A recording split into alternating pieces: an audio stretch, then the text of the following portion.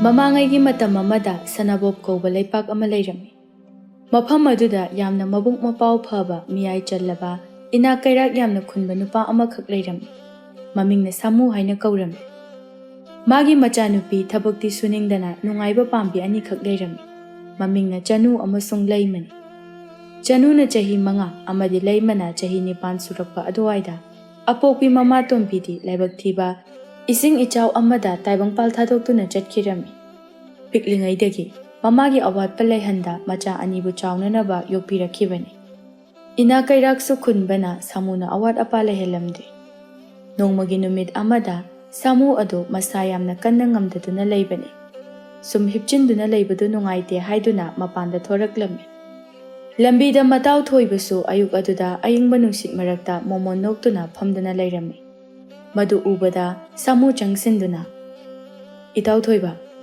ꯅꯪꯗꯤ ꯃꯐꯝ ꯑꯁꯤꯗ ꯀꯔꯤ ꯇꯧꯔꯝꯂꯤꯕꯅꯣ? ꯃꯣꯃꯣꯟꯒ ꯅꯣꯛꯂꯗꯅ ꯋꯥꯈꯜꯕꯨ ꯌꯥꯝꯅ ꯅꯨꯡꯉꯥꯏꯕ ꯃꯥꯜꯂꯤꯅꯦ."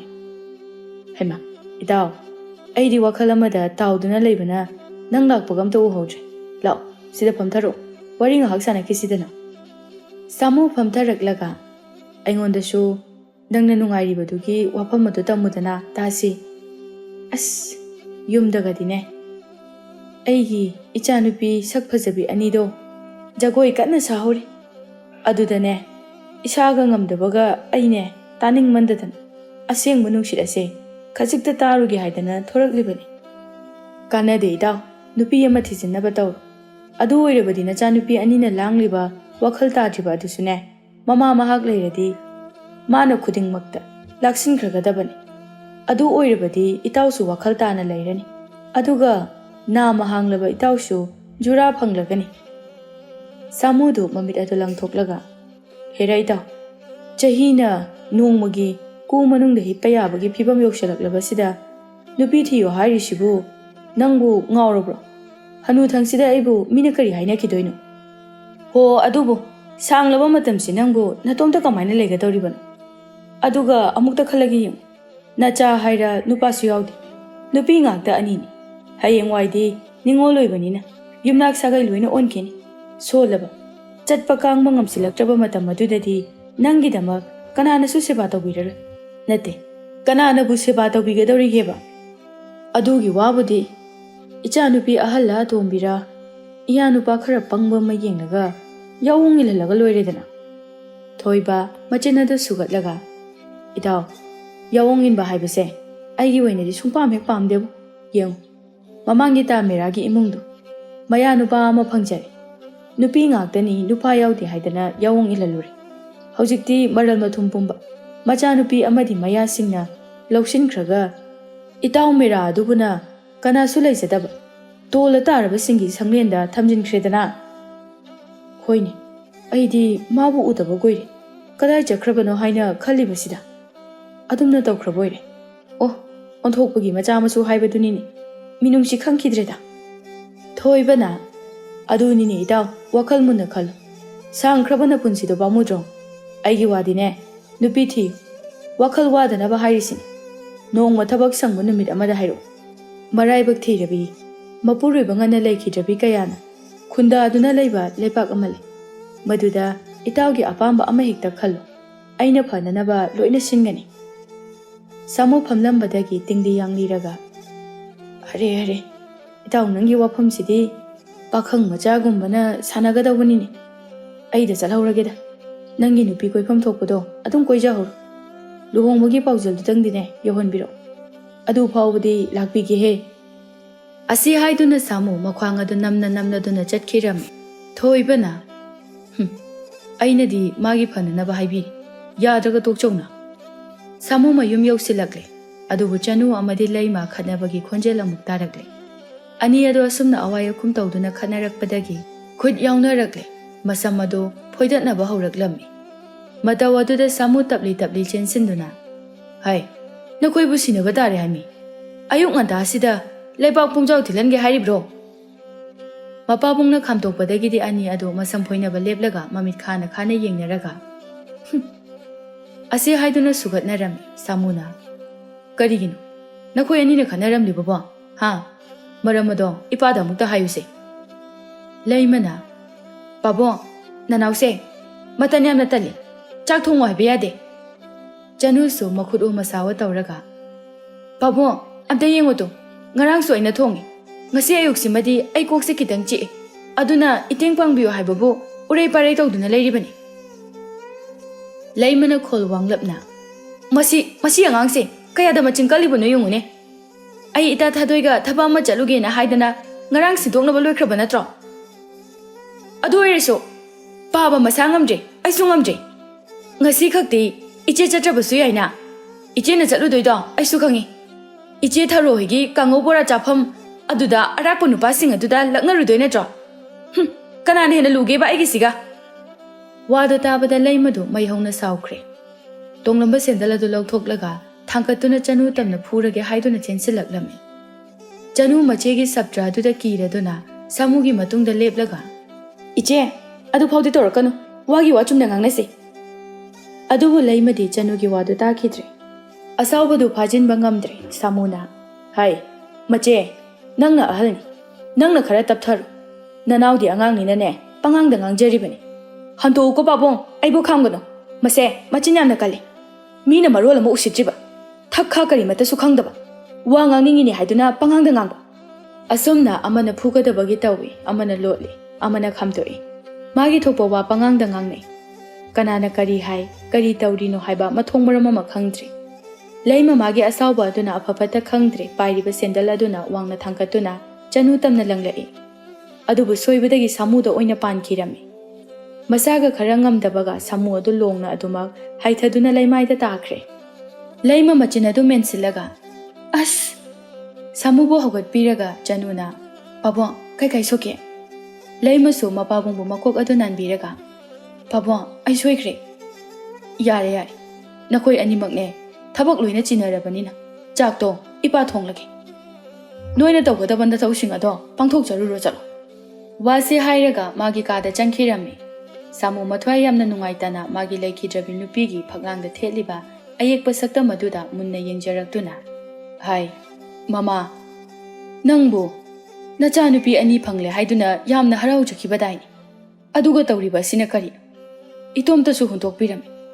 Ichana seba tawbibagi mahutta siramdai asi phaw nacha sing ase makhoigi seba oina tawraga lei. Nangdi nokna lairei pakta hinguko. Wasi haiduna tapna hogalaba matungda ngamboi ngamdaboi chak adu thongba horam. Somdana chanu ado thongnaw romdagi lona chongthoraktuna magi nuksina jaba lekaigi nupa tombaga unarami. Laymasu wathi warem ngangba pamjabi miyoi kharaga punsinaduna khara chasin thakchilaba matungda arakpa nupa makhaida irang hojilami. Laymagi irang aduda ngawkhraba pakhang amadi magi manakta changsilakle. Nupa aduna momon noglaga. Sakpajabi, nangi mingbu kari kaubuge. Laymana noglaga. Aigiro, layma kawi. Nupa aduna, aigi mingdi wanglen kawi. Somgi khangnaba laybro. Laytragadi, aigi taloi ujarage haibabu kari haibagi. Haima, ngasi kakta thengnaraga nangi taloi uige hairisibu nate. Aina kari gumba, fataba miwai ama oiramlabadi kamdauba. Pukchel khangdana nangi taloi uige ninglabadi hayengwai ningama oida. Madugi damaktadi karisu khalugano. Aigi wadi, aigi nupi oigadoriba misakada masakpu fajarabadi yai. Ate kaisu pamdi. Maharani gumna thambidoribani. Thabaki wadi kaisu khalunu. Aina loina tawraga loire. Wado tabada laymagi mataroi singaduna noklaga laknarei. Yade ko layma, midi afaba nungaina thambigadaba nupa ama phangkreko. Wanglen mafam aduda hauba lay angangba ama heklaga khuru kunthaduna laymada nungsina. Se, masigi lay ase lawshinbiu. Aigi chamlaba khudolni haina khanbiu. Ai nangbu thamoi sengna nungsi. Aigi taloi oibada ayaba pinabiu. Laymasu laysa oibana pakhang kayana mafamda nungsi phongdoraki aduba apambadi amata phawkhidabani. Ngasidi wanglengi matawaduda nungsiba pokli. Lay adu lawshinduna magi napada thechillaga. Pamuba, ai nangi nungsibado yarage. Wasi haiduna yamna ikaina chenkhirami pangthoi momon noklaga khonjel hauna. Haying sulaw ko nungsibi. Somdana tomba amati chanu laikol amada famduna nungsiwari kanna sanari. Tomba magi furi khawdagi sanagi khudop ama lawthoraklaga chanugi khutyai aduda sisinbirami. Chanu harauna, "Aya, sidi yam phajai ibong. Aina kuirabani, nangonda pige khan. Aduga sana saba miduna sungloi loisindaba. Giri dakshinbadagi upai leitra male, ngasidi pirei." Chanu khudop aduda munna yenglaga, "Sumaina phajaba khudopse ayamta ukidri. Ado, aidi nangna thongba chakto chaningebo. Haibadi nangse, aigi nakta thamninglaklebu. Aduna ikhoi ani ngasi chenkrase. Ibong, adudi thomale. Mi iche sumayum pandri. Aibu yam khatpa ahal laman thakha khangdaba taroidro.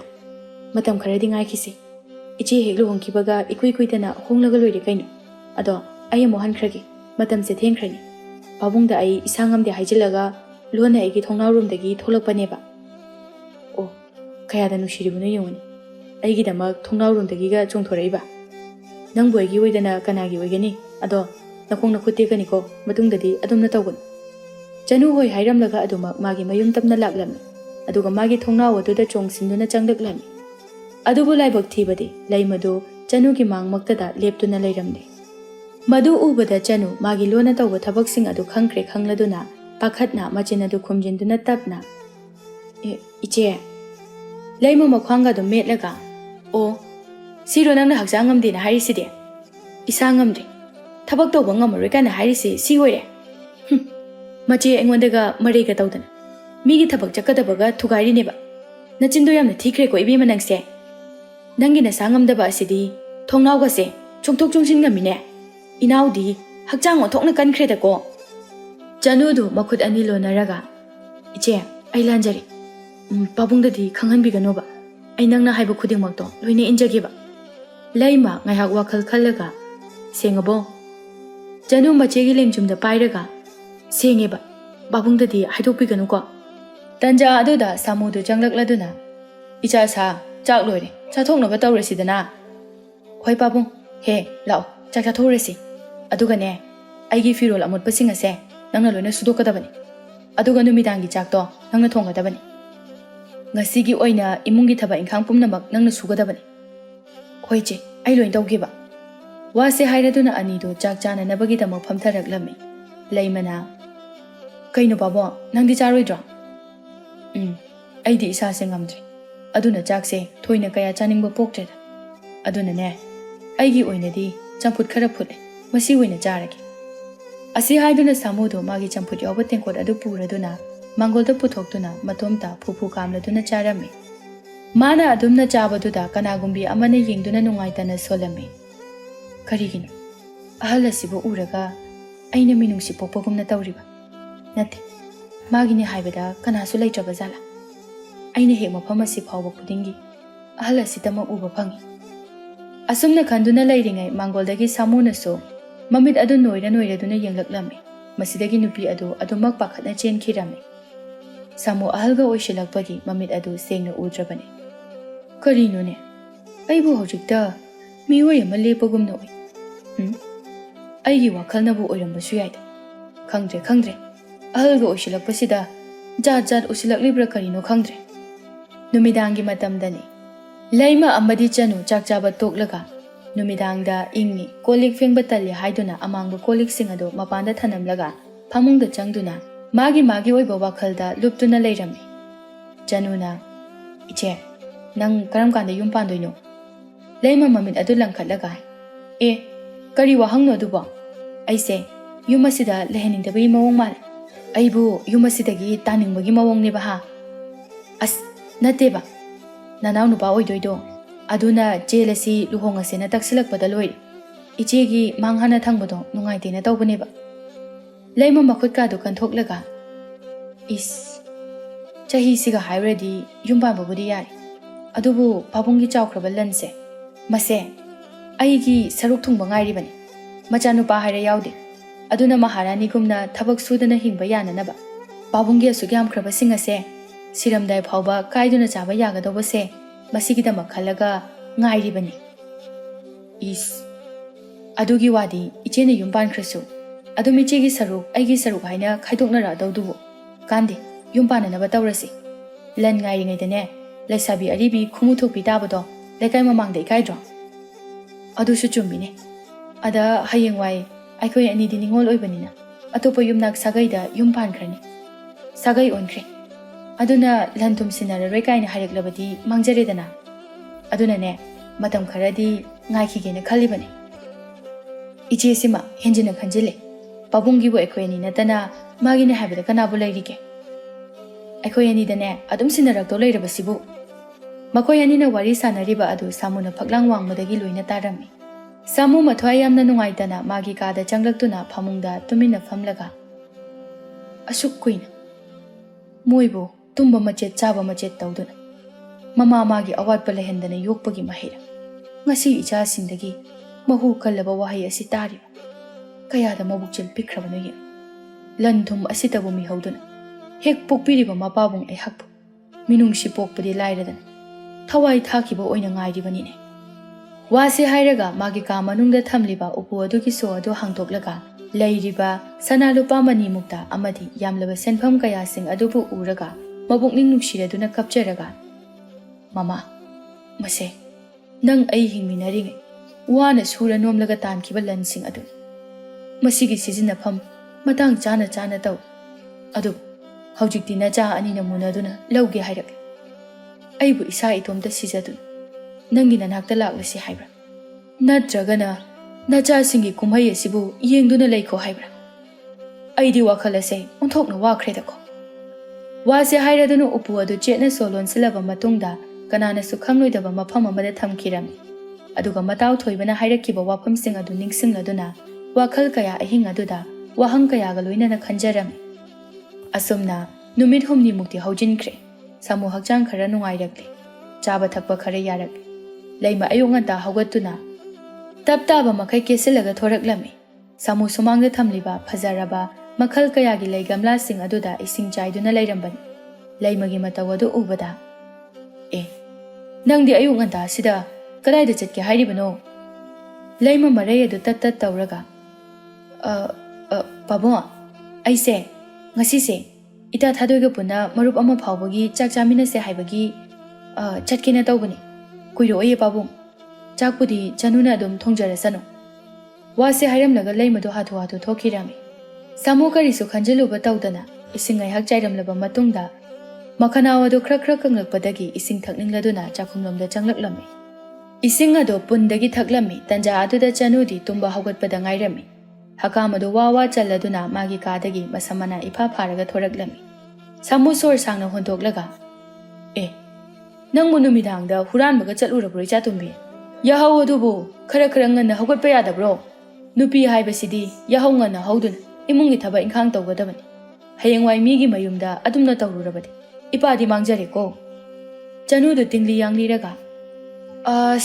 Pabung sima ngarangdo waman kidana tawini. Samu mamitu langthoklaga. Kari haiba. Waman kidana haiba. Nate. Ichabu kayam awaba thabak suhan khrabagini ipana. Ayuki chaktu oiboi oidaboi thongnani kolik phenglani. Numidangina nachena thongani. Adubu natan tandana kolik phengdabida tongkriba natro. Ataidi asonma napa aina loina tawba natro. Madusu wai hairabadi. Nakhoi anidi nupi oibagi kari chanadoriba. Chanudu achumba ngakta oibana wahai adu kakpham khangdre. Aduna sauksinaraga. Natomda ngangdana lehawra pabungna. Asi haiduna changkhirami samuna onthokpanidako. Kanade. Moi ngairaga leiradi. Aina ngasi chatki khaliba se thinkiba yai. Aduna chakse aina du ngantana hekta thongthoki. Ayuki chak tokle ngaihak leiraba matungda samu adu phirol nana setlaga thoraklami. Chanu mangolda chak toklabanina tumnaba haiduna haichaduna leirambani. Mapabungna yamna nana thorakpadu ubada ngakna. Pabwa, nangdi adu amnana losilidi kai chake hainu. Samu du ishaiga nganglaga. Ngasidi aishu wakhalse khara nungai thoke. Itaw thoiba khoida ngakta ko tholuge haidana losilibani. Chanu sukhatlaga. Madugi hanuba lambida adum chaduna leibaduga pundoiba. Madugi hanubada pabwa aidi kaya pamde ko mityeng na yeng ama kaino mai tawi. Samu losinba loiraduna chatpa hawi. Ipa ngahakta chalukhige yumse ningthina senaram. Wase hairaduna chatkirami. Chanu mapabung chatkraba matungda famlambadagi fuk hawgalaktuna. Hais kanade pabung chakringai sida magi kada changaga sel kharadum lokthokige. ꯋꯥꯁꯦ ꯍꯥꯏꯗꯨꯅ ꯏꯃꯨꯡꯗ ꯆꯦꯟꯈꯤꯔꯝꯃꯤ꯫ ꯁꯥꯃꯨꯒꯤ ꯀꯥꯗ ꯆꯪꯗꯨꯅ ꯊꯤꯕ ꯌꯥꯕ ꯁꯦꯜ ꯊꯤꯔꯝꯃꯤ, ꯑꯗꯨꯕꯨ ꯁꯨꯞꯅꯇꯒꯤ ꯁꯦꯜ ꯃꯌꯦꯛ 3 ꯈꯛꯇꯃꯛ ꯃꯣꯟ ꯃꯈꯥꯗꯒꯤ ꯐꯪꯂꯝꯃꯤ꯫ ꯎꯄꯨꯒꯤ ꯁꯣ ꯑꯗꯨꯕꯨ ꯀꯣꯏꯊꯤ ꯊꯤꯔꯝꯃꯤ, ꯑꯗꯨꯕꯨ ꯐꯪꯕ ꯀꯧꯕ ꯂꯩꯔꯝꯗꯦ꯫ ꯆꯅꯨ ꯁꯣꯔ ꯁꯥꯡꯅ ꯍꯣꯟꯇꯣꯛꯂꯒ, "ꯄꯥꯕꯨꯡꯁꯦ ꯀꯌꯥꯗ ꯃꯕꯨꯛꯆꯦꯜ ꯄꯤꯛꯏꯅꯣ ꯌꯦꯡꯉꯨꯅꯦ, ꯃꯆꯥ ꯑꯣꯏꯕ ꯑꯩꯈꯣꯏꯗꯒ ꯂꯣꯠꯇꯅꯒ ꯇꯧꯏ꯫ ꯁꯤꯗꯧꯔꯕ ꯃꯥꯅ ꯃꯔꯜ ꯃꯊꯨꯝ ꯀꯌꯥ ꯑꯁꯦ ꯂꯣꯠꯁꯤꯟꯗꯨꯅ ꯀꯌꯥꯝ ꯀꯨꯏꯅ ꯂꯣꯠꯁꯤꯟꯕ ꯉꯝꯗꯣꯏꯅꯣ? ꯀꯥꯟꯅꯗꯦ, ꯁꯦꯜ ꯃꯌꯦꯛ 3ꯁꯤꯅ ꯑꯆꯥꯄꯣꯠ ꯇꯨꯝ ꯆꯥꯊꯣꯛꯈꯤꯒꯦ"꯫ ꯁꯣꯝꯗꯅ ꯑꯁꯨꯝ ꯂꯦꯞꯇꯅ ꯂꯥꯛꯄꯅ ꯁꯥꯃꯨꯗꯨ ꯊꯣꯏꯕꯒꯤ ꯃꯅꯥꯛ ꯌꯧꯔꯦ꯫ ꯊꯣꯏꯕ ꯐꯤꯔꯣꯜ ꯅꯥꯟꯅ ꯁꯦꯠꯇꯨꯅ ꯀꯗꯥꯏꯗꯅꯣꯃ ꯆꯠꯀꯗꯕꯒꯤ ꯁꯦꯝ ꯁꯥꯗꯨꯅ ꯂꯩꯔꯝꯃꯤ꯫ ꯁꯥꯃꯨ ꯂꯥꯛꯄꯗ ꯎꯕꯗ ꯃꯣꯃꯣꯟ ꯅꯣꯛꯂꯒ ꯈꯣꯡꯗꯒꯤꯅ ꯇꯣꯟ ꯐꯥꯎꯕ ꯌꯦꯡꯂꯒ, "ꯑꯦ, ꯀꯔꯤꯅꯣꯅꯦ ꯉꯁꯤꯗꯤ? ꯐꯤꯖꯣꯜꯒꯁꯤ ꯐꯖ ꯐꯖꯕ ꯁꯦꯠꯊꯔꯒ ꯂꯥꯛꯏꯁꯤꯕꯨ ꯀꯗꯥꯏ ꯆꯠꯀꯗꯧꯔꯤꯕꯅꯣ?" ꯁꯥꯃꯨ ꯄꯥꯈꯪ ꯃꯆꯥ ꯑꯃꯒꯨꯝꯅ ꯏꯀꯥꯏꯕꯤꯒ ꯇꯧꯔꯒ, ꯑꯩꯅ ꯂꯥꯛꯂꯤꯕꯁꯦ ꯏꯇꯥꯎꯅ ꯅꯣꯡꯃ ꯑꯩꯉꯣꯟꯗ ꯍꯥꯏꯈꯤꯕ ꯋꯥꯐꯝ ꯑꯗꯣ ꯑꯃꯨꯛꯇ ꯂꯥꯏꯕꯛ ꯌꯦꯡꯁꯤꯔꯥ ꯍꯥꯏꯗꯨꯅ ꯈꯜꯂꯤꯕ꯫ ꯊꯣꯏꯕ ꯉꯥꯏꯍꯥꯛ ꯋꯥꯈꯜ ꯈꯜꯂꯒ, "ꯀꯔꯤꯅꯣꯅꯦ ꯑꯩꯅ ꯅꯣꯡꯃ ꯍꯥꯏꯈꯤꯕ ꯋꯥ ꯍꯥꯏꯔꯤꯁꯤꯕꯣ? ꯑꯣ, ꯅꯤꯡꯁꯤꯡꯂꯛꯑꯦ, ꯅꯨꯄꯤꯒꯤꯗꯣ ꯅꯠꯇ꯭ꯔꯣ? ꯑꯁ, ꯏꯇꯥꯎꯗꯤ ꯑꯣꯟꯊꯣꯛꯅ ꯊꯨꯅ ꯄꯨꯛꯅꯤꯡ ꯍꯣꯡꯈ꯭ꯔꯦꯗ꯫ ꯐꯔꯦ, ꯑꯩꯁꯨ ꯃꯍꯥꯛ ꯑꯗꯨ ꯎꯅꯔꯨꯒꯦ ꯍꯥꯏꯗꯨꯅ ꯂꯣꯏꯁꯤꯟꯕꯗ ꯉꯥꯏꯔꯤ꯫ ꯑꯩꯒ ꯄꯨꯟꯅ ꯆꯠꯂꯁꯦ꯫ ꯌꯥꯝꯅ ꯃꯕꯨꯛꯆꯦꯜ ꯁꯦꯡꯕ, ꯏꯪ ꯇꯞꯄꯤ ꯂꯥꯏꯔꯦꯝꯕꯤꯒꯨꯝꯕꯤ ꯑꯃ ꯂꯩ, ꯃꯗꯣ ꯏꯇꯥꯎꯒ ꯌꯥꯝꯅ ꯆꯥꯟꯅꯔꯅꯤ." ꯋꯥꯁꯦ ꯍꯥꯏꯗꯨꯅ ꯑꯅꯤꯗꯣ ꯑꯇꯣꯞꯄ ꯂꯩꯄꯥꯛ ꯇꯝꯅ ꯁꯒꯣꯜ ꯒꯥꯔꯤ ꯑꯃꯗ ꯂꯥꯛꯂꯝꯃꯤ꯫ ꯃꯤꯀꯨꯞ ꯈꯔꯒꯤ ꯃꯇꯨꯡꯗ ꯌꯧꯔꯕꯗ ꯊꯣꯏꯕꯅ, "ꯂꯥꯛꯑꯣ ꯏꯇꯥꯎ, ꯌꯧꯔꯦ꯫ ꯁꯤꯗꯒꯤ ꯌꯨꯝ 3-4 ꯆꯠꯂꯒ ꯂꯩꯔꯕꯅꯤ." ꯉꯥꯏꯍꯥꯛꯀꯤ ꯃꯇꯨꯡꯗ ꯂꯥꯏꯁꯪ ꯑꯃꯗ ꯃꯔꯥꯏꯕꯛꯇ ꯆꯟꯗꯜ ꯑꯃꯨꯕ ꯊꯤꯟꯕꯤ, ꯐꯤꯖꯣꯜ ꯑꯉꯧꯕ ꯁꯦꯠꯄꯤ, ꯃꯁꯛ ꯃꯇꯧ ꯐꯖꯔꯕꯤ ꯃꯧ ꯅꯍꯥ ꯑꯃ ꯂꯩꯔꯝꯃꯤ꯫ ꯃꯗꯨ ꯎꯕꯗ ꯊꯣꯏꯕꯅ ꯃꯣꯃꯣꯟ ꯅꯣꯛꯂꯒ, "ꯇꯨ, ꯑꯥꯗ ꯂꯥꯏꯒꯤ ꯋꯥꯔꯤ ꯇꯥꯔꯤꯕꯤ ꯃꯧ ꯅꯍꯥ ꯑꯁꯦ ꯅꯪꯒꯤ ꯁꯦꯝꯕꯤꯔꯒꯦ." ꯁꯥꯃꯨꯅ ꯅꯨꯄꯤ ꯑꯗꯨꯗ ꯌꯦꯡꯊꯣꯛꯄꯒ ꯅꯨꯄꯤ ꯑꯗꯨꯅ ꯑꯣꯟꯊꯣꯔꯛꯄꯒ ꯃꯄꯥ ꯆꯥꯅꯈꯤꯗꯨꯅ ꯑꯅꯤꯗꯣ ꯃꯤꯠꯆꯥꯟꯅꯗꯨꯅ ꯉꯥꯏꯍꯥꯛꯇꯤ ꯃꯃꯤꯠ ꯀꯨꯞꯇ ꯌꯦꯡꯅꯖꯩ꯫ ꯑꯗꯨꯕꯨ ꯅꯨꯄꯤ ꯑꯗꯨꯗꯤ ꯏꯄꯥ ꯄꯥꯈꯠꯄꯒꯤ ꯃꯇꯧꯒꯨꯝ ꯃꯃꯥꯏ ꯑꯗꯨ ꯄꯨꯕ ꯉꯝꯗ ꯂꯨꯞꯊꯈ꯭ꯔꯦ꯫ ꯂꯥꯏꯒꯤ ꯋꯥꯔꯤ ꯑꯗꯨꯕꯨ ꯂꯤꯕ ꯂꯣꯏꯔꯕꯗ ꯃꯨꯅꯤ ꯑꯗꯨꯁꯨ ꯆꯠꯈꯤꯔꯝꯃꯤ꯫ ꯇꯟꯖꯥ ꯑꯗꯨꯗ ꯊꯣꯏꯕꯅ ꯆꯪꯁꯤꯟꯗꯨꯅ, "ꯁꯅꯥꯔꯦ, ꯅꯪꯕꯨ ꯊꯕꯛ ꯆꯤꯟꯕ꯭ꯔꯣ? ꯉꯥꯏꯍꯥꯛ ꯋꯥꯔꯤ ꯁꯥꯟꯅꯕ ꯌꯥꯒꯗ꯭ꯔꯣ?"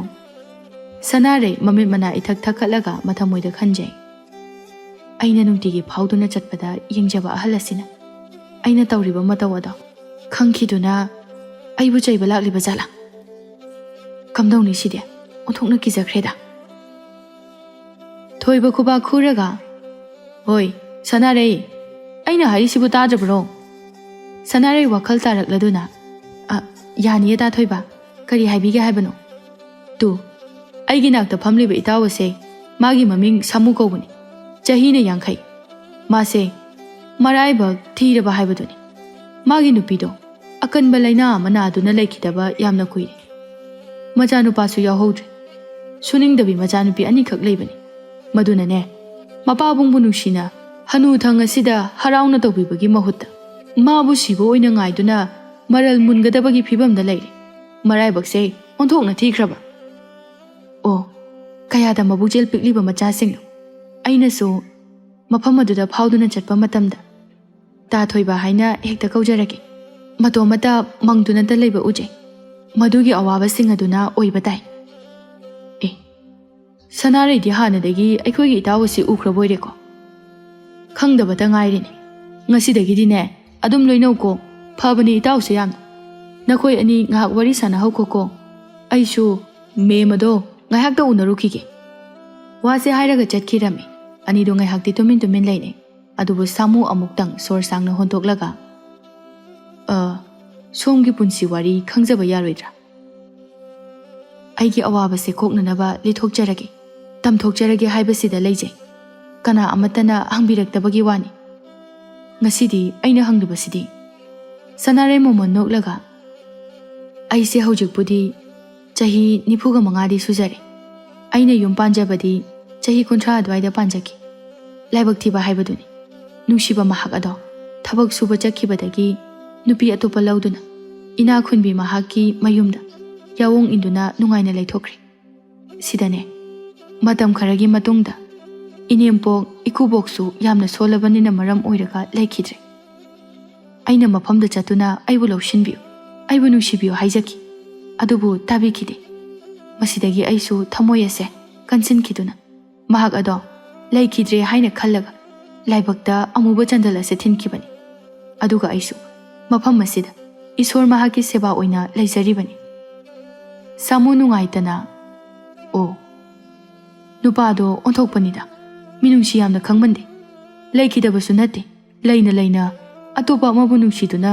hundoklamba ngami adubu karisu khaluganu nangidabak aina lepkani Sanare momo noklaga tada sidi ahan balakpada wasunga ngangde haina khalambani haujikti thauna yamna pharakpagum tawi aigi pukchelsu phajana khangjingaida hekta ahan ba ubaga nungsi hairisibu Samu ikaina aigise yamna ikaina haizaribani inthokbibadi tawbiganu aina nangbu nungsibadi nangi mapal thongi phajaraba saktam kuchuda nate nangi wari adubu taraga nungsiba pokjakhibani aisu tadabu nungtigi aina lambida phauduna chachaba matamda nangi naitom taba manba punsi adubu thamoida nungsiba pokjakhi tawbatabu haujikti madugi matam heli karamna hanuthang asida launa leinaga dawribano madugi damaktadi karisu khalunu aikhoi ani yamna hanubasu nate leisaringai thamoi sengna nungsinaraga thungna haudaduna kona thangda chahi yaurakan asida nungsi panthung yaukibasu kongai ni kain Sanarenge hag wakhal tawraga adubu aidi nupini minok masa yamna chawi aduna tada ai matam khajiktangdi khanjakhigi hoi khanbasu khal aduga yadabasu yaroiko aigi punsida nang yaudana makatana hingba haibase ai yamna waragani nangna aigi yum adugi yumpurimbi oibiduna khudingwak asibu ngak senbiko aigi damak nangi damak khallaga haijabaniko adubu wafam ase nahaknasu yafam thoi asangna numit ahum marini haujinkre nungtigi samu amadi sanare loinarakpana thamoi masak khangnaraduna hanuthang aduda nungsinaba haibadu oirami chahina yaraktaduna machanupi leimadu luhongkhirami ikan kanadana chanusu chenkhibadagi samuna yamna chauna adumak luhongbirami adubu luhongkhrabasu lanthumgi damakta ani adu tha amada toina mapabungbu yengsilibani haiduna oiboi oidaboi seba khara tawramduna numidang wairam adum hankhirami nongmagi numit amada chanu amasung leimadu mapamda lakminarami chalonduna samuna puthoraktuna kari no khara chaminarami leimana pabo ai kainomta haijage samucha thakna hayuni karino aduk yamna koiribabo pabungidi chanupa haibasu amata leitrabanina hayengwai pabungi kaiduna chabasu loiraroidaba lanthum kaya sing ase kanada sinabiramdoino chanu sunang hauraroi matagum pabo aina na chanupi atombini kaina hanthana pibaga yaroiko chapmana na pigadabani Samu ado momon noklaga ho ai siraba matungda khanarasiko haujingmagidi ai sidri aduna ne pabung kanada pisige haina wakhal kana khalliko wadu tabada chanu amasung leimadu haraujaba amadi phaurami Samuna hayeng khaidine yum asida toina lakanu ningol mapamda toina lakpase phatte hoi pabung natomta ngaibadudane somnungaite haiduna laklibani Pabo aisuni ayumdagidine thabaki thabak ngaktani lehoriba adubu pabungidamakta khallaga mafam asida soidabida laini Samuna noklaga ihe aina tabadadi nangdi nungtigi nanem nakusinga khatnai nongmata imungi thabak sudaba makhai laikagi wathi warem ngangbi kanguga punsinaduna wari sanaduna lei hairine masibu aranba paw oiraba jala Chanu maraya du pat tatlaga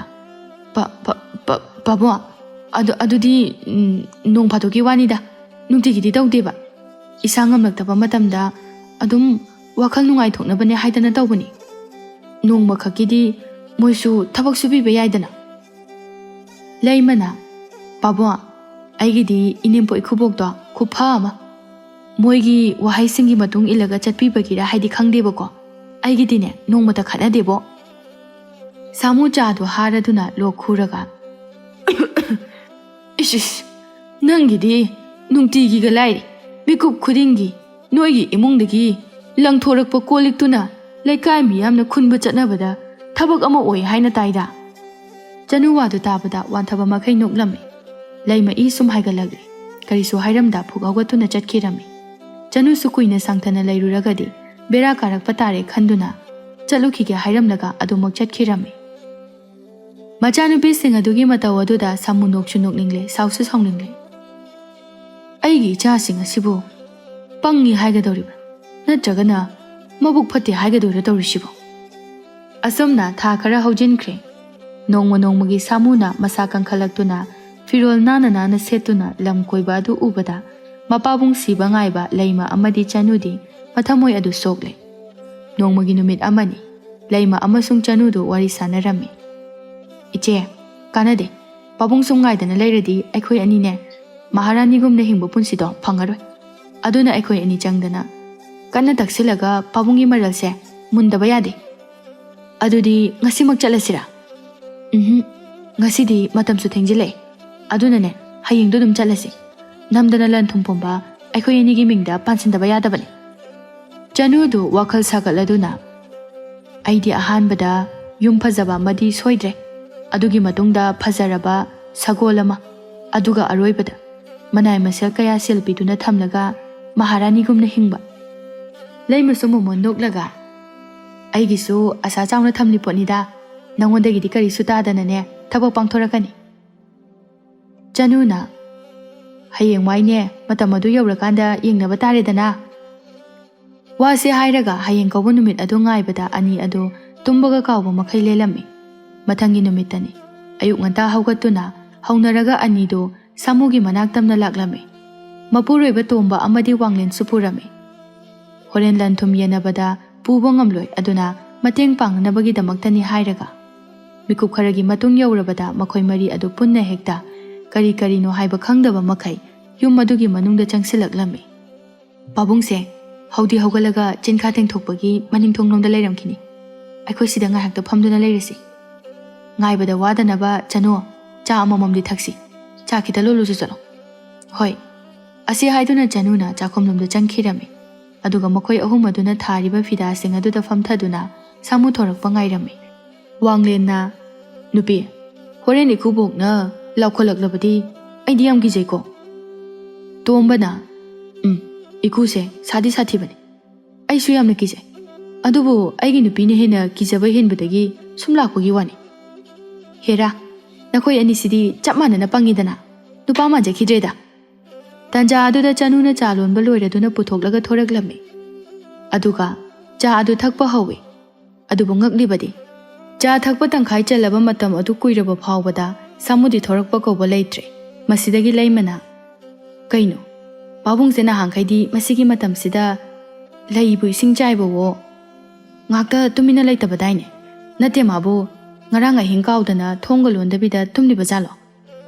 ꯍꯣꯏꯅꯦ, ꯄꯥꯕꯨꯡꯗꯤ ꯇꯨꯃꯤꯟꯅꯒꯥꯗꯤ ꯂꯩꯊꯣꯛꯇꯕꯅꯤ꯫ ꯐꯔꯦ, ꯃꯁꯥꯒ ꯉꯝꯗꯗꯨꯅ ꯇꯨꯝꯂꯝꯈꯤꯕꯁꯨ ꯌꯥꯏ꯫ ꯑꯗꯨꯅꯅꯦ ꯅꯨꯄꯥ, ꯅꯪ ꯑꯝꯇ ꯍꯧꯗꯣꯛꯎꯆꯣ ꯆꯠꯂꯣ, ꯋꯥꯔꯤ ꯑꯝꯇ ꯁꯥꯟꯅꯁꯦ ꯍꯥꯏꯌꯨ꯫ ꯑꯁ, ꯑꯩꯉꯣꯟꯗ ꯑꯃꯨꯛ ꯍꯥꯏꯖꯜꯂꯛꯑꯦ, ꯃꯥ ꯑꯗꯨꯝ ꯍꯧꯗꯣꯛꯂꯨꯕꯁꯨ ꯌꯥꯕꯁꯤꯕꯨ꯫ ꯋꯥꯁꯤ ꯍꯥꯏꯔꯒ ꯇꯣꯝꯕꯗꯨ ꯗꯣꯂꯥꯟ ꯃꯊꯛꯇ ꯀꯥꯈꯠꯈꯤꯔꯝꯃꯤ꯫ ꯁꯥꯃꯨꯒꯤ ꯀꯥ ꯇꯝꯅ ꯆꯪꯈꯤꯔꯝꯃꯤ꯫ ꯁꯣꯝꯗꯗꯤ ꯑꯍꯨꯝ ꯑꯗꯨ ꯋꯥꯔꯤ ꯅꯨꯡꯉꯥꯏꯔꯦ꯫ ꯂꯟ ꯊꯨꯝꯒꯤ ꯃꯇꯥꯡꯗ ꯋꯥꯔꯤ ꯁꯥꯟꯅꯗꯨꯅ ꯅꯣꯛꯂꯤꯉꯩ ꯇꯥꯟꯖꯥ ꯑꯗꯨꯗ ꯈꯪꯍꯧꯗꯅ ꯇꯣꯝꯕ ꯑꯗꯨ ꯈꯣꯟꯖꯦꯜ ꯍꯧꯅ ꯂꯥꯎꯔꯗꯨꯅ ꯌꯥꯝꯅ ꯄꯥꯈꯠꯅ ꯃꯈꯣꯏ ꯑꯍꯨꯝ ꯇꯝꯅ ꯆꯦꯟꯁꯤꯜꯂꯛꯂꯝꯃꯤ꯫ ꯃꯇꯧ ꯑꯗꯨꯗ ꯀꯔꯤ ꯊꯣꯛꯂꯕꯅꯣ ꯍꯥꯏꯗꯨꯅ ꯑꯍꯨꯝ ꯑꯗꯨꯁꯨ ꯄꯥꯈꯠꯂꯦ꯫ ꯆꯅꯨꯅ ꯅꯨꯄꯥ, ꯀꯩꯗꯧꯔꯒꯦ?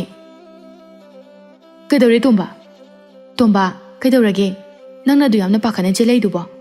ꯑꯝꯇ ꯑꯩꯈꯣꯏꯗꯁꯨ ꯇꯝꯃꯣꯕ꯫ ꯇꯣꯝꯕ ꯁꯣꯔꯒꯗꯨ ꯊꯕꯦꯠ ꯊꯕꯦꯠ ꯍꯣꯜꯂꯒ ꯄꯥꯕꯨꯡꯗꯣ ꯁꯣꯔ ꯍꯣꯜꯍꯧꯗ꯭ꯔꯦ, ꯃꯍꯥꯛ ꯁꯤꯔ ꯃꯥꯜꯂꯦ, ꯑꯩꯅ ꯀꯧꯕꯁꯨ ꯁꯨꯡꯇꯥ ꯇꯥꯗꯦ, ꯃꯁꯥꯗꯨ ꯅꯤꯛꯇꯨꯅ ꯌꯦꯡꯕꯗꯁꯨ ꯀꯔꯤꯃꯠꯇ ꯄꯥꯎꯈꯨꯝ ꯄꯤꯔꯛꯇꯦ, ꯃꯍꯥꯛ ꯁꯤꯍꯧꯔꯦ꯫ ꯋꯥꯗꯨ ꯇꯥꯕꯗ ꯂꯩꯃ ꯑꯃꯗꯤ ꯆꯅꯨ ꯄꯥꯈꯠꯅ ꯃꯄꯥꯕꯨꯡꯒꯤ ꯀꯥꯗ ꯆꯪꯈꯤꯔꯝꯃꯤ꯫ ꯏꯆꯥꯏ ꯆꯥꯏꯕ ꯃꯈꯩ ꯁꯥꯃꯨꯒꯤ ꯀꯥꯗ ꯇꯧꯔꯝꯃꯤ꯫ ꯐꯃꯨꯡ ꯃꯊꯛꯇ ꯆꯦꯛꯃꯨꯛ ꯐꯥꯎꯕ ꯂꯥꯎꯗꯕ ꯃꯈꯩ ꯂꯩꯔꯤꯕ ꯑꯗꯨ ꯎꯕꯗ ꯑꯃꯔꯣꯝꯗ ꯂꯟ ꯊꯨꯝ ꯄꯨꯝꯕ ꯃꯈꯣꯏ ꯑꯅꯤꯅ ꯐꯪꯂꯒꯅꯤ ꯈꯟꯗꯨꯅ ꯌꯥꯝꯅ ꯍꯔꯥꯎꯖꯔꯝꯃꯤ꯫ ꯑꯗꯨꯕꯨ ꯑꯄꯣꯛꯄ ꯃꯄꯥ ꯑꯣꯏꯕꯅ ꯅꯨꯡꯁꯤꯔꯤꯕꯅꯤ ꯍꯥꯏꯗꯨꯅ ꯑꯃꯨꯛꯁꯨ ꯀꯞꯂꯝꯃꯤ꯫ ꯂꯩꯃ ꯑꯃꯗꯤ ꯆꯅꯨ ꯇꯣꯝꯕ ꯈꯣꯏꯒꯤ ꯃꯅꯥꯛ ꯑꯗꯨ ꯇꯝꯅ ꯂꯥꯛꯂꯗꯨꯅ ꯀꯞꯆꯔꯝꯃꯤ꯫ ꯑꯗꯥ ꯃꯣꯔꯥ ꯆꯨꯕ ꯅꯨꯄꯥ ꯑꯅꯤꯗꯨꯁꯨ ꯊꯦꯝꯕꯤꯔꯤꯕꯅꯤ ꯍꯥꯏꯗꯨꯅ ꯊꯦꯝꯕꯤꯔꯝꯃꯤ꯫ ꯃꯤꯀꯨꯞ ꯈꯔ ꯀꯞꯂꯕ ꯃꯇꯨꯡꯗ ꯂꯩꯃ ꯑꯃꯗꯤ ꯆꯅꯨꯗꯨ ꯃꯄꯤ ꯐꯠ ꯐꯠ ꯇꯩꯊꯣꯛꯅꯔꯝꯃꯤ꯫ ꯏꯆꯦ, ꯇꯨ ꯑꯥꯗ ꯈꯤꯜꯂꯤꯕ ꯁꯅꯥꯒꯤ ꯎꯄꯨꯁꯦ, ꯃꯁꯦ ꯑꯩꯅ ꯄꯤꯛꯂꯤꯉꯩꯗꯒꯤ ꯑꯣꯏꯒꯦ ꯈꯟꯈ꯭ꯔꯕꯅꯤ, ꯑꯗꯨꯅ ꯃꯁꯤꯃꯗꯤ ꯑꯩ ꯂꯧꯔꯒꯦ꯫ ꯅꯪꯅ ꯑꯁꯤ ꯂꯧꯔꯕꯅꯤꯅ ꯃꯤꯡꯁꯦꯜ ꯌꯥꯎꯕ ꯁꯅꯥ ꯑꯃꯁꯨꯡ ꯃꯅꯤ ꯃꯨꯛꯇꯥꯅ ꯁꯦꯝꯕ ꯎꯄꯨ ꯃꯆꯥꯁꯦ ꯑꯁꯤꯅ ꯑꯩꯅ ꯑꯣꯏꯕ ꯇꯥꯔꯦꯗꯅ꯫ ꯑꯁꯨꯝꯅ ꯑꯅꯤꯗꯣ ꯃꯥꯒꯤ ꯃꯥꯒꯤꯅꯤ ꯍꯥꯏꯅ ꯆꯦꯖꯦꯠ ꯑꯃꯗ ꯏꯊꯣꯛꯅꯕ ꯂꯣꯏꯔꯕ ꯃꯇꯨꯡꯗ ꯌꯥꯅꯔꯝꯃꯤ꯫ ꯂꯩꯃꯅ, ꯑꯗꯨꯕꯨ ꯆꯅꯨ, ꯂꯨꯔꯤꯕꯗꯤ ꯄꯥꯕꯨꯡꯒꯤ ꯀꯥꯗ ꯊꯝꯂꯤꯕ ꯁꯅꯥ ꯂꯨꯄꯥ ꯃꯅꯤꯃꯨꯛꯇ ꯃꯁꯤꯡ ꯊꯤꯉꯝꯗꯅ ꯌꯥꯎꯔꯕ ꯎꯄꯨ ꯑꯗꯣ, ꯑꯗꯨꯒꯤ ꯁꯣꯗꯣ ꯊꯝꯐꯝꯁꯨ ꯈꯪꯗꯦ, ꯀꯔꯝꯅ ꯍꯥꯡꯇꯣꯛꯀꯅꯤ? ꯉꯁꯤꯒꯤ ꯑꯣꯏꯅꯗꯤꯅꯦ ꯌꯨꯝ ꯑꯁꯤꯗ ꯂꯩꯔꯤꯕ ꯄꯣꯠꯆꯩꯁꯤꯡ ꯑꯁꯦ ꯑꯁꯤ ꯑꯣꯏꯅ ꯂꯣꯏꯅ ꯌꯦꯟꯊꯣꯛꯅꯔꯁꯤ, ꯑꯗꯨꯅꯅꯦ ꯑꯗꯨꯒ ꯎꯄꯨꯗꯨꯅ ꯍꯌꯦꯡ ꯑꯈꯪ ꯑꯍꯩ ꯀꯌꯥ ꯇꯥꯟꯅꯔꯒ ꯐꯛꯀꯥꯏꯔꯁꯤ꯫ ꯑꯔꯣꯏꯕꯗ ꯌꯨꯝꯖꯥꯎ ꯑꯁꯦ ꯌꯣꯟꯊꯣꯛꯇꯨꯅ ꯑꯇꯥꯕ ꯁꯦꯟꯐꯝꯁꯤꯡ ꯑꯗꯣ ꯌꯦꯟꯊꯣꯛꯅꯔꯁꯤ꯫ ꯋꯥꯐꯝ ꯑꯗꯨ ꯌꯥꯅꯔꯕ ꯃꯇꯨꯡꯗ ꯇꯣꯝꯕ ꯑꯃꯗꯤ ꯋꯥꯡꯂꯦꯟ ꯑꯅꯤ ꯑꯗꯨ ꯃꯥꯒꯤ ꯃꯥꯒꯤ ꯅꯨꯄꯤꯁꯤꯡꯅ ꯍꯥꯏꯕ ꯄꯣꯠꯆꯩꯁꯤꯡ ꯑꯗꯨ ꯗꯣꯂꯥꯟ ꯃꯊꯛꯇꯒꯤ ꯃꯈꯥ ꯇꯝꯅ ꯊꯥꯡꯊꯕ ꯍꯧꯔꯝꯃꯤ꯫ ꯊꯥꯡꯊꯕ ꯈꯨꯗꯤꯡꯃꯛ ꯂꯣꯏꯔꯕꯗ ꯃꯔꯤꯗꯨ ꯋꯥꯔꯗꯨꯅ ꯉꯥꯏꯍꯥꯛ ꯄꯣꯊꯥꯕ ꯑꯣꯏꯅ ꯐꯝꯂꯝꯃꯤ꯫ ꯂꯩꯃ ꯁꯅꯥꯒꯤ ꯎꯄꯨ ꯑꯗꯨ ꯅꯥꯜꯂꯗꯨꯅ, ꯑꯣꯟꯊꯣꯛꯅꯁꯨ ꯐꯖꯈ꯭ꯔꯦꯗꯀꯣ, ꯑꯁ ꯄꯣꯠꯆꯩꯁꯤꯡ ꯑꯁꯦ ꯂꯣꯏꯅ ꯌꯥꯝꯃꯤ, ꯑꯗꯨꯅ ꯁꯒꯣꯜ ꯒꯥꯔꯤ ꯅꯠꯇ꯭ꯔꯒ ꯊꯦꯂꯥ ꯒꯥꯔꯤ ꯑꯆꯧꯕ ꯑꯃ ꯍꯪꯒꯠ ꯍꯟꯗ ꯆꯠꯇ꯭ꯔꯕꯗꯤ ꯌꯥꯔꯣꯏꯗꯧꯔꯤ꯫ ꯏꯆꯦ, ꯉꯁꯤꯗꯤ ꯑꯩꯈꯣꯏ ꯑꯅꯤꯅ ꯅꯤꯡꯖꯔꯛꯄ ꯃꯪꯂꯥꯟ ꯑꯗꯣ ꯃꯪꯐꯥꯎꯅꯔꯦꯀꯣ꯫ ꯑꯗꯣ ꯄꯥꯕꯨꯡꯁꯤꯗꯤ ꯀꯃꯥꯏꯅ ꯇꯧꯗꯣꯏꯕ? ꯋꯥꯡꯂꯦꯟꯅ, ꯃꯁꯤꯅ ꯑꯩꯈꯣꯏ ꯑꯅꯤꯒꯤ ꯏꯊꯧ ꯑꯣꯏꯔꯅꯤ꯫ ꯑꯁꯨꯝꯅ ꯍꯥꯏꯅꯔꯤꯉꯩ ꯇꯥꯟꯖꯥ ꯑꯁꯤꯗ ꯗꯣꯂꯥꯟ ꯃꯊꯛ ꯑꯗꯨꯗꯒꯤ ꯀꯅꯥꯒꯨꯝꯕ ꯑꯃꯅ ꯆꯠꯄꯒꯤ ꯃꯇꯧꯒꯨꯝꯅ ꯗꯨꯡ ꯗꯨꯡ ꯆꯠꯄ ꯍꯧꯔꯛꯂꯝꯃꯤ꯫ ꯃꯇꯧ ꯑꯗꯨꯗ ꯋꯥꯡꯂꯦꯟꯗꯤ ꯀꯤꯔꯗꯨꯅ, ꯄꯥꯕꯨꯡꯒꯤ ꯊꯋꯥꯏꯅ ꯇꯝꯅꯕ ꯍꯧꯔ ꯃꯥꯜꯂꯦ, ꯑꯩ ꯀꯤꯕꯅ ꯂꯣꯏꯔꯦ, ꯈꯔ ꯊꯨꯅ ꯌꯨꯝ ꯑꯁꯤꯗꯒꯤ ꯆꯠꯍꯧꯅꯕ ꯇꯧꯔꯁꯦꯃꯤ ꯅꯣꯏꯕꯣ꯫ ꯑꯁ ꯃꯁꯤꯅ ꯃꯔꯣꯜ ꯑꯃ ꯀꯤꯒꯟꯈ꯭ꯔ ꯄꯣꯠꯅꯤ, ꯌꯨꯍꯥꯔ ꯍꯥꯕꯁꯨ ꯃꯥꯜꯂꯤ, ꯉꯛꯇ ꯇꯨꯃꯤꯟꯅ ꯂꯩꯌꯨ ꯀꯩꯗꯧꯔꯒꯦ? ꯇꯥꯟꯖꯥ ꯑꯗꯨꯗ ꯁꯥꯃꯨ ꯑꯗꯣ ꯃꯃꯤꯠ ꯎꯏꯔꯨꯝ ꯎꯏꯔꯨꯝ ꯇꯧꯔꯒ ꯇꯨꯝꯕ ꯍꯧꯒꯠꯂꯛꯄꯒꯤ ꯃꯑꯣꯡꯗ ꯊꯣꯔꯛꯂꯝꯃꯤ꯫ ꯃꯆꯥꯅꯨꯄꯤ ꯌꯥꯎꯅ ꯃꯈꯣꯏ ꯃꯔꯤꯅ ꯑꯌꯨꯛ ꯉꯟꯇꯥ ꯂꯩꯔꯝꯕꯗꯨ ꯎꯕꯗ ꯁꯥꯃꯨ ꯏꯉꯛ ꯉꯛꯂꯤ, ꯃꯃꯤꯠ ꯑꯗꯨ ꯂꯪꯊꯣꯛꯂꯒ ꯂꯩꯔꯝꯃꯤ꯫ ꯃꯇꯧ ꯑꯗꯨ ꯎꯕꯗ ꯇꯣꯝꯕ ꯑꯃꯗꯤ ꯋꯥꯡꯂꯦꯟ ꯃꯀꯂꯥꯞ ꯑꯗꯨ ꯊꯛ ꯊꯛ ꯅꯤꯛꯂꯒ,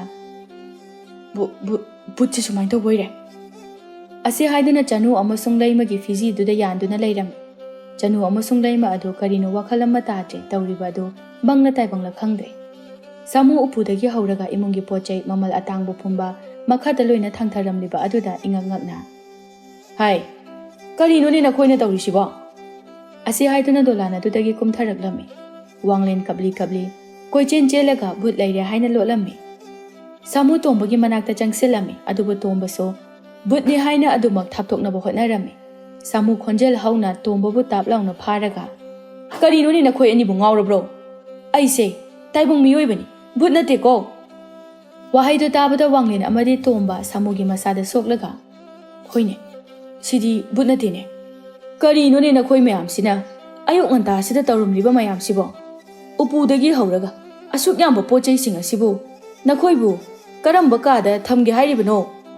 ꯁꯥꯃꯨꯅ ꯆꯤꯡꯅꯈꯤꯕ ꯇꯥꯔꯦ ꯈꯜꯂꯗꯨꯅ ꯂꯩꯃꯅ ꯃꯣꯃꯣꯟ ꯅꯣꯛꯁꯤꯟꯅꯔꯒ, ꯄꯥꯕꯨꯡ, ꯉꯁꯤꯁꯦ ꯅꯨꯃꯤꯠ ꯐꯩ ꯍꯥꯏꯗꯅ ꯄꯥꯕꯨꯡꯒꯤ ꯀꯥꯁꯦ ꯗꯣꯂꯥꯟ ꯃꯊꯛꯇ ꯀꯥꯊꯣꯛ ꯀꯥꯁꯤꯟ ꯇꯧꯕꯗꯣ ꯅꯨꯡꯉꯥꯏꯔꯔꯣꯏ ꯍꯥꯏꯗꯅ ꯃꯈꯥꯒꯤ ꯀꯥ ꯑꯁꯤꯗ ꯁꯤꯟꯗꯣꯛꯄꯤꯒꯦꯅ ꯇꯧꯔꯝꯕꯅꯤ꯫ ꯑꯣ꯫ ꯆꯅꯨ ꯇꯣꯝꯕꯒꯤ ꯃꯈꯨꯠ ꯑꯗꯨ ꯁꯤꯛꯂꯒ ꯇꯞꯅ, ꯅꯪꯕꯨ ꯉꯁꯥꯏ ꯑꯩꯈꯣꯏ ꯄꯥꯕꯨꯡꯁꯦ ꯁꯤꯔꯦ ꯍꯥꯏꯗꯥꯏꯅꯦ?